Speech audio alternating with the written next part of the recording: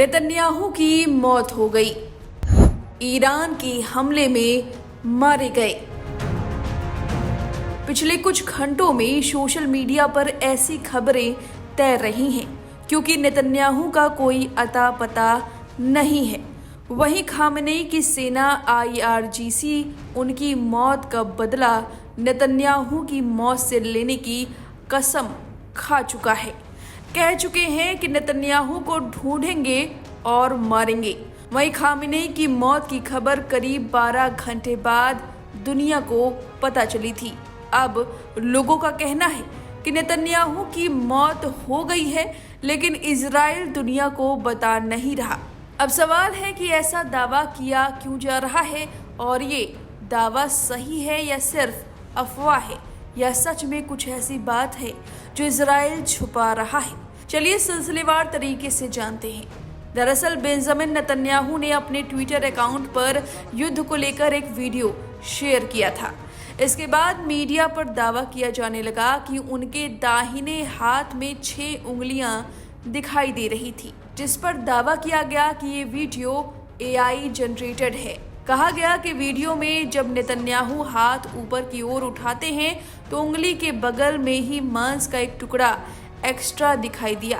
पूरी वीडियो में ब्लैकआउट पर्दा एक ही पैटर्न में हिल रहा है, वहीं झंडे एकदम नहीं हिल रहे थे। ऐसे में लोगों ने कहा कि ये साफ पता चलता है कि एक AI वीडियो था।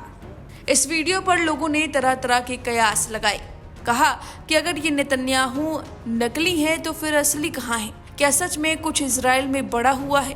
क्योंकि खामेनेई की सेना IRGC ने कुछ ही दिन पहले धमकी दी थी कि अगर बच्चों की जान लेने वाला या अपराधी जिंदा है तो हम पूरी ताकत से उसका पीछा करते रहेंगे और उसे मार गिराएंगे। एक संदेश में IRGC के कमांडरों ने कहा था कि 28 फरवरी को आयतुल्लाह अली खामेनेई की हत्या एक ऐसा अपराध है जिसका हिसाब नेतन्याहू को अपनी जान देकर चुकाना होगा।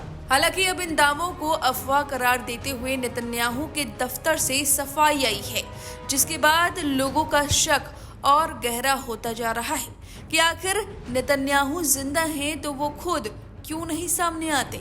नेतन्याहू के ऑफिस की तरफ से कहा गया कि प्रधानमंत्री एकदम से स्वस्थ हैं।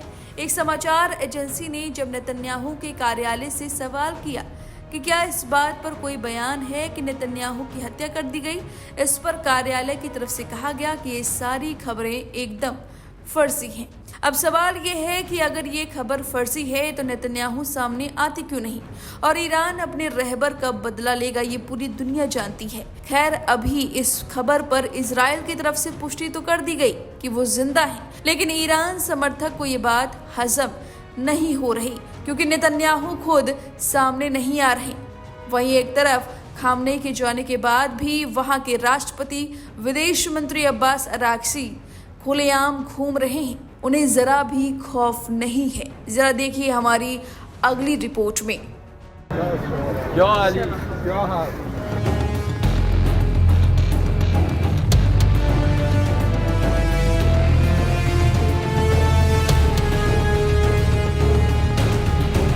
मिडिल ईस्ट में जंग को पूरे 14 दिन हो चुके हैं।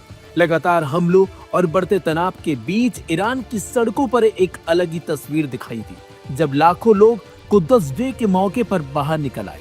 आम नागरिकों से लेकर देश के शीर्ष नेता तक सड़कों पर उतरे और दुश्मनों को साफ संदेश देने की कोशिश की गई कि ईरान दबाव या धमकियों से डरने वाला नहीं है। इसी बीच इजराइल के प्रधानमंत्री बेंजामिन नेतन्याहू ने भी ईरान को लेकर बेहद कड़ा रुख अपनाया है। उन्होंने कहा कि ईरान के खिलाफ अमेरिका और इजराइल का साझा सैन्य अभियान उम्मीद से बेहतर चल रहा है और अब तेहरान पहले से ज्यादा दबाव में है। नेतन्याहू ने ईरान के नए सर्वोच्च नेता मुस्तफा खामेनेई को लेकर भी तीखी चेतावनी दी और कहा कि उनके लिए कोई लाइफ इंश्योरेंस नहीं है। इस बयान के बाद क्षेत्र में तनाव और बढ़ गया। हालांकि इन धमकियों और हमलों के बीच ईरान ने ताकत का प्रदर्शन करने की कोशिश की। इंटरनेशनल कुद्दस डे के मौके पर राजधानी तेहरान सहित देश के कई शहरों में विशाल रैलियां निकाली गई। इन रैलियों में लाखों लोग शामिल हुए और फिलिस्तीन के समर्थन में और अमेरिका के साथ साथ इजराइल के खिलाफ नारे लगाए गए। तेहरान में निकली बड़ी रैली में ईरान के सर्वोच्च राष्ट्रीय सुरक्षा परिषद के सचिव अली लाज़ानी भी शामिल हुए। लोगों के साथ मार्च करते हुए उन्होंने अमेरिका और इजराइल पर तीखा हमला बोला। लारीजानी ने कहा कि ईरान पर बमबारी दुश्मनों की हताशा का संकेत है। उनका कहना था कि ऐसे हमले ईरानी लोगों को डराने के बजाय उन्हें और ज्यादा मजबूत बनाते हैं। उन्होंने कहा कि रैली के रास्तों पर हुए हमले इस बात का सबूत है कि विरोधी ताकतें ईरान की एकजुटता से घबराई हुई हैं। ईरान के राष्ट्रपति मसूद पेजेशियान भी तेहरान में आयोजित कुद्दस डे रैली में शामिल हुए। उन्होंने लोगों के बीच जाकर उनसे बातचीत की और कई लोगों के साथ तस्वीरें भी ली। वही विदेश मंत्री अब्बास अरागची ने कहा कि दुश्मन को जल्द ही ईरानी जनता की ताकत मानने पर मजबूर होना पड़ेगा। उनके मुताबिक तेहरान और देश के दूसरे शहरों की सड़कों पर लाखों लोगों की मौजूदगी इस बात का प्रमाण है कि इस्लामिक रिपब्लिक और फिलिस्तीन के समर्थन में जनता का संकल्प मजबूत है।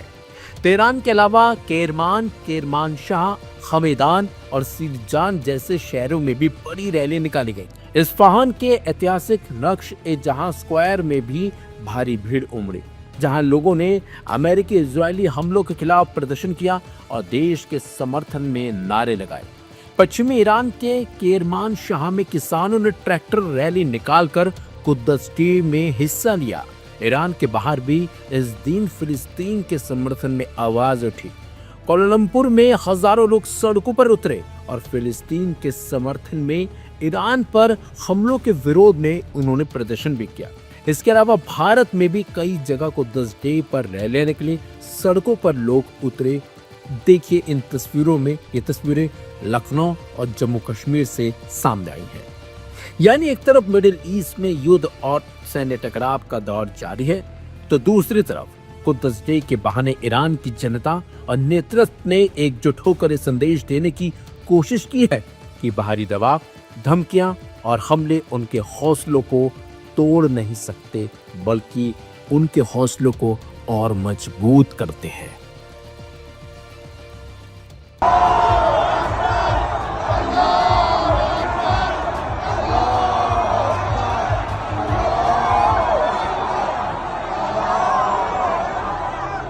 नाराए तकबीर बुलंद करते ये हजारों की तादाद में लोग और करीब से उठता हुआ धुआं, ये ईरान की राजधानी तेहरान है। दरअसल तेहरान में रमज़ान का आखिरी जुमा अल कुद्स डे के तौर पर मनाया जा रहा है। ये पूरे ईरान में और ईरान की विचारधारा को अपनाने वाले उनके जो रेजिस्टेंस है उनके ज़रिए मनाया जाता है। अल कुद्स डे का मतलब होता है फ़िलिस्तीन की आज़ादी के संकल्प का दिन। अल कुद्स यरूशलेम को भी कहा जाता है और मस्जिद अक्सा जहां पर मौजूद है। ऐसे में जो तेहरान का फिरदौसी चौक है वहां पर हजारों लोग ईरान और अमेरिका के खिलाफ प्रदर्शन करने के लिए जुटे थे, क्योंकि जंग के बीच अल कुद्स डे बहुत खास है। लेकिन इसी दौरान एक जबरदस्त धमाका हुआ और करीब में ही एक मिसाइल या फिर कोई बम आकर गिरा, जिसके बावजूद लोग बिल्कुल भी विचलित नहीं हुए राजधानी तेहरान में और नाराए तकबीर की सदाएं बुलंद करते रहे। नाराए तकबीर का मतलब होता है अल्लाहु अकबर के नारे।